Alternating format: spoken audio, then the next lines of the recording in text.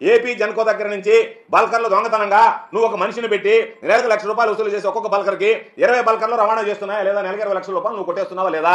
దాని మీద నేను అడిగామన్నా. దాని మీద సమాధానం చెప్పమంటే నన్ను తిట్టడం కాదు, నువ్వు అధికారంలోనో నువ్వు దానికి సమాధానం చెప్పు. లేఅవుట్ యజమానుల దగ్గర బెదిరించి నువ్వు డబ్బులు వసూలు చేస్తున్నావు, ₹1,00,000 వసూలు చేశావు. వసూలు చేసినటువంటి డబ్బుతో నువ్వు ఇప్పుడు నెల్లూరులో ఉన్నటువంటి ఇల్లు కొనుగోలు చేశావు. అవునా కాదా? నేను వసూలు చేయలేదంటే నువ్వు ప్రమాణం చేయమని చెప్పా. నువ్వు దానికి అన్ని మూసుకుని వెళ్ళిపోతున్నావు ప్రమాణం చేయమంటే. కాబట్టి నేను అడిగింది ఏంది, అయ్యా నువ్వు ఈ పనులు చేయబాక సర్వేపల్లి నియోజకవర్గాన్ని అభివృద్ధిలో అగ్రగామని నిలబెట్టుకుని అవినీతిలో అగ్రగామని నిలబెడుతున్నావే నువ్వు ఈ గలీజు పనులు చేసేయాలంటే. ఎందుకంటే గతంలో మా మీద చేశావు. నేను ఈరోజు చెప్తున్నా, నేను నీ మీద చేసినటువంటి వాటిని నిరూపించడానికి సిద్ధంగా ఉన్నా. ఈ రోజు నువ్వు వెళితే బాల్కర్లు అక్కడ వసూలు చేయలేదు అని అంటే నువ్వేమి చెప్తే అది వినడానికి నేను సిద్ధం. రేపటి నుంచి నేను విమర్శించను కూడా విమర్శించాను. నేను లేదు లేఅవుట్ల యజమాని దగ్గర నేను రూపాయి తీసుకోలేదని నువ్వు ఇష్టదేవుడి మీద నువ్వు ప్రమాణం చేస్తే, మా కుటుంబం కానీ మా సభ్యులు ఎవరం కూడా వాళ్ళ దగ్గర ఆయోచిత లబ్ధి మేము పొందలేదు నువ్వు ప్రమాణం చేస్తే, ఇంక నేను ఆ సబ్జెక్ట్ మాట్లాడు, నువ్వేం చెప్తే అది వింటా.